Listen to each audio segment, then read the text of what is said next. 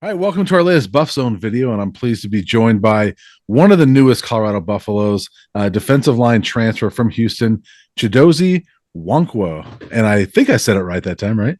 Oh yeah, yeah, you got it down pat. Awesome. You got the silent N there, so it's a little bit confusing for some, but I know Buff fans are excited about you coming here after a few years at Houston. And first off, I got to say thanks for joining me. I appreciate it. Thank you for having me, man. You bet. And happy holidays, Merry Christmas to you as well, as we're doing this just a few days before Christmas. So hopefully you're ready for that. Happy holidays to you and yours. I said, now you got a daughter. You have a 2-year-old daughter. So we're going to start there because you had a social media post where you took her out on a little date Yeah, just recently. And so how was that? man, it was our first little date together, man. I was overwhelmed at first before I picked her up from daycare, but once we got it going, it was a memorable day for me. So Yeah, that's awesome. So, I have 4 kids, so I know how fatherhood changed me. How has it changed you being a dad?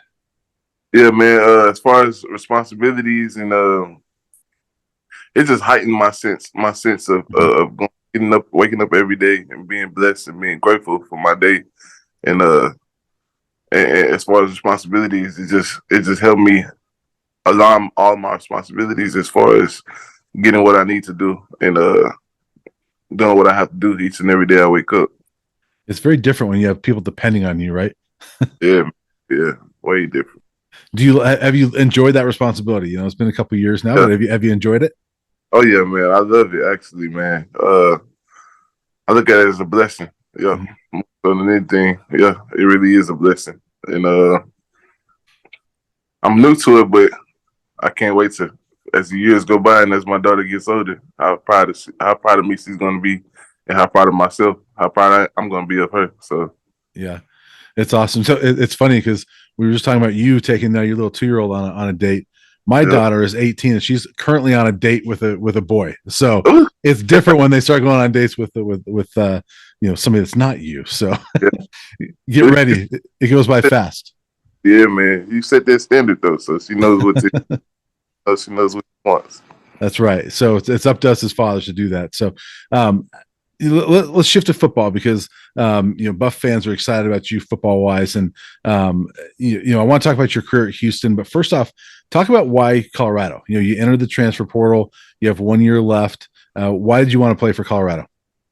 Uh, that alone, Coach Prime and Coach Sepp, the whole staff, man. Like I said, they treat me like family, man, like my own. And what better more can you ask for, you know? So that's my main reason why I want to play for Colorado. And then the connections aside of that, the connections I can gain, and and yeah, man, that's really what I'm most excited about, and playing with the players on the team that has the same aspirations as me, and so on and so forth. Yeah, you mentioned Coach Sapp. He has not been officially announced. I don't know if he's officially on the staff yet, but we know that at the very least he's going to be around because he's a friend of Coach Prime. And so, the defensive lineman this last season already got to know him a little bit. Did that play a role in your decision, knowing that this is a guy that played your position at the highest level? Yeah, man. Yeah, it plays a big role, man. Once I seen, on social media and stuff like that, that he might be a coach. I think they announced it as well, but once I seen on social media that he'll be the coach, D line coach as far as that or the or whatever job they have him at. Mhm. Uh, I seen that. I was more than excited, man. I was hyped about it. Yeah.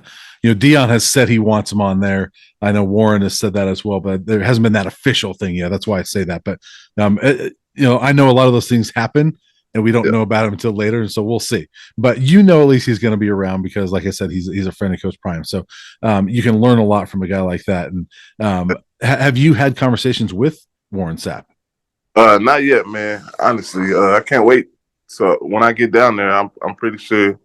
I hope he's down there. Mhm. So I can. That. How about Coach Sinceri? Because he came in. He's been coaching a long time. Kind of a no nonsense guy. The linemen around here, Yep. they from what I know, they like him, but he's a very no nonsense and very old school coach. Have you got a chance to know him? I actually haven't, man. When I went down on my visit they said he had just had surgery on the shoulder or something like that. So I didn't get the chance to meet him, but I'm excited to meet him as well. And that's kind of what us D linemen need. All D linemen need is a coach that doesn't accept nonsense and stuff like that. So Yeah, no sugarcoating, right? yeah, none of that. Keep it real. So you were very busy with your own team at Houston this year, but I am curious, as somebody that's now coming into year 2 of Coach Prime here in Colorado, how much did you watch what was going on in Colorado? Because everything is on social media, right? Like they put all the videos out. How much were you watching that? I was trying to keep up as much as I could. I'm always a fan of Colorado, and like I said, my teammate, former teammate, Alton McCaskill, he's at Colorado, so I keep up with him. And I feel like last year they had a lot of talent, a lot of potential. They were just missing those few pieces, and this year they got the few pieces. So Yeah, you're one of 2 Houston guys that are transferring there this winter. yes, Tyler Johnson, right? sir. So how excited are you to go with him, and are you close with Tyler? Yeah, man. Me and Tyler close. We were at Houston. We went against each other. We went up against each other plenty of times. So I'm really excited about that as well. Just we both get to keep sharpening each other's tools as far as football. Who wins that battle more often? Man, Tyler. I'm gonna let him answer that for you. You have to say 50-50 because that means you're both pretty good, right? Facts. I have my days. And he has his days for sure. Yeah. How was Houston? I mean, you grew up in the Houston area. I know you were born in DC, right? Yes, sir. So born in DC. When did you move to the Houston area? I was born in DC. I lived in Beaumont, Texas. It's like an hour and 30 out for about 2 to 3 years, and then I moved to Richmond to play football, better opportunities, and I mean it's very fast. It's a fast life, living in Houston, Texas. There's a lot going on. Everybody wants to come out here and tour the city and stuff like that. But yeah, I would say it's very fast. You got to catch on real fast. How did you enjoy your time with the Cougars? I mean, I loved it, man. Houston will always be my home for sure, and I'm not a fan of burning bridges either. So it's just to say that I have that bridge still built with the University of Houston and some of the coaches on the staff. Most importantly, Coach Brian Early. That's my dog forever for life. So and the players on that team, man, they'll forever be my brothers for life and stuff like that. So I'm that's not going nowhere. That's forever in my heart. Yeah. And looking at your, watching your film, but then also, seeing your measurements, everything, you're on that shorter side, only measured at 5'11". Is that an accurate height? Yeah, I say 5'11" 3/4, almost 6, almost 6 foot. So you kind of remind me of a guy. I don't know if you're familiar with this guy, but Mustafa Johnson played at Colorado just a few years ago. Are you familiar with him? No, I'm not. Okay. So he was here a couple years ago. He was a JUCO transfer, but really highly productive defensive lineman. Sort of that 5'11", 290, 300-pound type of guy, kind of like you, very highly productive. So you kind of fit that profile to me. You kind of looked at like the same type of guy. How have you managed to be so productive with kind of being sort of that quote shorter guy on the defensive line? I would say my work ethic, man. Day in and day out, every day I wake up, man, I just make sure I give my body what it needs and wants, as far as nutrition and stuff like that, and just working out, just keeping my body right, keeping my body healthy, recovery, the whole nine. And you've played a position that it's not a real glamour position. Like nose guards don't rack up a ton of sacks, and so sometimes people look at the numbers and say, "Well, he wasn't that productive," but your production shows up a lot of times not in the stats, right? Yep. So as soon as you cut on that film, that's when it shows. Most people all about politics nowadays, but once you cut on the film, it's clear as day. But your game, I think, is best described in what we can see right there on your chain, Block Bully. Can you describe that nickname, where that came from, and kind of the meaning behind all that? My pops actually, my pops actually came up with that name with me.